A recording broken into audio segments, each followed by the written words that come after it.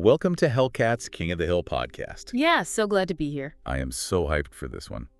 What if I told you that an artificial intelligence just figured out, the exact audio frequency of a psychological trap? Right, or that it managed to perfectly synthesize the sound of a human mental breakdown. It's wild. It really is. Today, we are doing a deep dive into the top 3 winning tracks from the latest AI music community competition. And for you listening at home, the level of artistry we are looking at today is just, it's way beyond making catchy tunes. We are unpacking how these creators push this generative engine to build fully realized sonic architectures. Yeah, and the overarching theme tying this specific deep dive together is just fascinating. We're looking at, quote, the architecture of defense, from seductive poisons and industrial chaos to the stoic fortress. Wow, that is an intense title. Right. But it perfectly captures what we're going to explore. It's an exploration of how we, as humans, defend our minds against external toxicity and internal vulnerability. The tracks we're examining today represent 3 completely distinct psychological responses to hostility. We're going to see how each artist manipulated the AI to physically construct those defenses in audio form. Okay, let's unpack this, starting with our 3rd place winner. Yeah. Because when you face an attack, the most counterintuitive defense mechanism imaginable is to, just drop your armor entirely. Yeah, exactly. But that is the exact blueprint used by our 3rd place winner, which pulled in a very solid score of 85.6. The track is called The Serpent's Tongue by Studio M519. Instead of building a wall to keep the threat out, they built this incredibly intimate, dangerous sonic trap. It is a defense through complete surrender. Right. Studio M519 decided that their architecture of defense would be about pulling you, the listener, into the dark with them.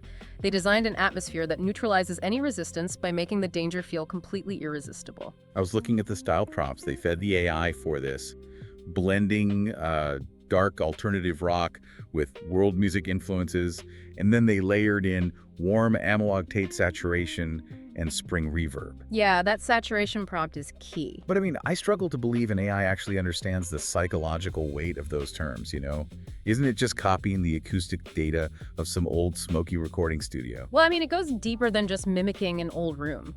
To understand why this track feels so incredibly dangerous, you have to look at how the AI translates a semantic token like warm analog tape saturation into actual acoustic physics. Okay, how so?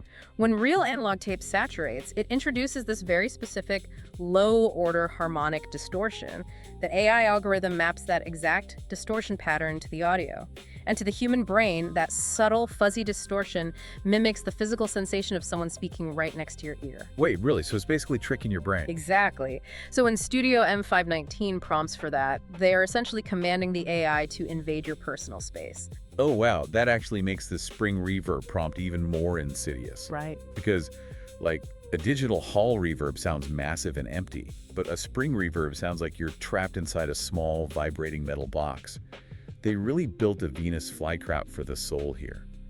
The production is so beautiful and hypnotic, especially with that solo sitar weaving through the background. Yeah, the sitar is a brilliant touch. You willingly walk into your own demise because the harmonic distortion makes the poison feel like a cure. And you have to notice how they manage the AI's pacing, too. Getting a generative model to execute dynamic, loud, soft, loud arrangements without it just hallucinating into a wall of static is notoriously difficult. Oh, for sure. It usually just falls apart. But Studio M519 forced those dynamics to perfectly mirror psychological manipulation. You get pulled in by this quiet, intimate whisper, and then bam, you are crushed by the heavy, distorted truth of the full band in the chorus. And the lyrics perfectly capture that exact moment a lonely soul buys into their own destruction. There's a sequence that really sets the hook. It goes, "She never told me any lies. She only whispered truths I didn't want to hear." Yeah, the serpent here isn't tricking the narrator with falsehoods at all. It's exploiting the truths the narrator is actively trying to hide from. Right. The architecture of this defense relies entirely on the target's own insecurities. There's this moment where the music strips back to clean guitars and that intricate solo sitar, leaving the spacious, hypnotic void, and that's when they deliver that devastating line. Every soul has its own price. Yours was lonely. Yeah, yours was lonely. It's just crushing. They didn't use the AI as just a beat maker. They used it as a psychological mirror. Yeah, you sit there immersed in this cinematic track and realize you were the one who has surrendered completely. If we connect this to the bigger picture, if track 3 was about falling prey to seduction, our second place winner violently rejects the world altogether. That is quite the pivot. Which brings us to our second place winner, jumping all the way to a score of 94. This is Misanthropy Divine by An Ancient Union.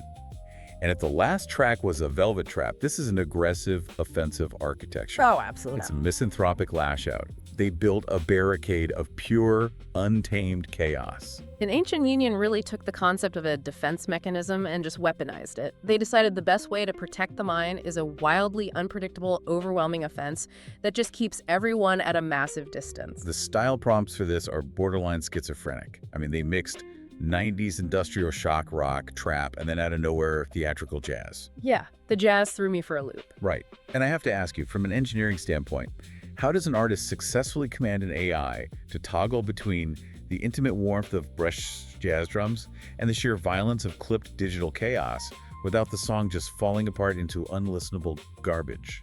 Well, it's actually a masterclass in extreme contrast. Instead of trying to smooth out the transitions, An Ancient Union weaponizes the clash. They specifically prompted for brick wall limited mastering and fractured vocal processing. Okay, break that down for us. What is brick wall limiting? So brick wall limiting is an audio engineering technique that essentially destroys a track's dynamic range. If you think of dynamic range as the physical space between a whisper and a scream, Okay. a brick wall limiter basically chops off the peak of the scream and artificially boosts the whisper until they are both just blasting at maximum volume simultaneously. It's like trying to have a nuanced conversation while standing inside a running jet engine. Exactly. There is literally no space to think. By forcing the AI to smash smooth, smoky jazz chords straight into these halftime industrial breakdowns at maximum volume, they engineered psychological whiplash. Yeah, you get lulled for a fraction of a second by these intimate, behind-the-beat female jazz vocals, and then boom, it just detonates into these dense, clipped digital guitar walls. It's weaponized indulgence. It matches the lyrics perfectly. Yeah, the lyrics are so chaotic and aggressive. The phrase they use is violating lucidity, and that is a perfect description of what the track does to your eardrums. It really is. You're being dragged on this misanthropic joyride. I mean, listen to these lines. Terminally dead, in her, violated lucidity. And then they hit this explosive declaration. Warpath, ecstasy is where I fucking thrive. Warpath ecstasy. I mean, that is the core of track 2's architectural defense. If you find your safety in the middle of a warpath, no one can get close enough to hurt you. Right. If you are blasting clipped digital noise and screaming through fractured processing, you are completely untouchable. Here's where it gets really interesting, though, because fighting fire with fire or chaos with chaos is exhausting. You can't live your entire life inside a jet engine. No, definitely. Our King of the Hill winner found a way to win the battle by refusing to fight it at all. Taking the #1 spot with a near-perfect score of 98.9 is Complicit Fortress by Trippy. Trippy just completely secured the crown here. Rather than being lured into the dark like track 3 or lashing out with violent noise like track 2, they built a flawless, impenetrable, stoic shield. I have been waiting to geek out over this track because the prompts seem incredibly understated compared to the first two. They just asked the AI for psychedelic art pop, psychedelic rap rock, psychedelic rap. On the surface, that sounds like a standard kind of chill genre mashup. It does sound simple, but the genius here is how Trippy utilized the concept of psychedelic as a psychological tool. Okay, how so? In AI generation, prompting for psychedelic elements usually triggers specific algorithmic behaviors. It smears the transients, widens the stereo image, adds spatial delays. Trippy commanded the AI to use those acoustic properties to create an auditory representation of emotional regulation. Oh, okay. Yeah, so while track 2 used jagged, jarring transitions to keep you off balance, track 1 is this smooth, unbothered flow. It's a soundscape that literally glides over external provocations. It feels detached, but in a very healthy way. And the lyrical architecture here is just a philosophical masterclass. Yeah. I mean, they open with the concept that their own anger is a self-inflicted wound, I say. If is angry, then I'm guilty of a mental betrayal. Right, they're recognizing that getting upset means betraying their own peace. Exactly. And then they brush off the attacker with, you're barking at the moon, but the moon isn't listening. What's fascinating here is how deeply rooted that lyrical framework is in ancient Stoic philosophy. Yeah. They explicitly reference it with the line, Epictetus on the beat. Oh, Epictetus, right. Yeah, Epictetus was a Greek Stoic philosopher who taught that it's not external events that upset us, but our internal judgments about those events. Trippy recognizes that an attack is just an illusion. If you get angry, you've essentially handed over the keys to your mental fortress. That is so good. You know, I kept thinking about that iconic scene in The Matrix where Neo finally realizes he's the one. The agents are firing at him, and instead of dodging the bullets or shooting back, he just holds up his hands. Oh, yeah. He recognizes the bullets aren't real, and they just drop to the floor. Trippy is doing that exact thing, but with audio. They spell it out right here. A verbal assault is just a sequence of vibrations in dodging all the friction and the fake obligations. It's the literal physics of sound as a defense mechanism.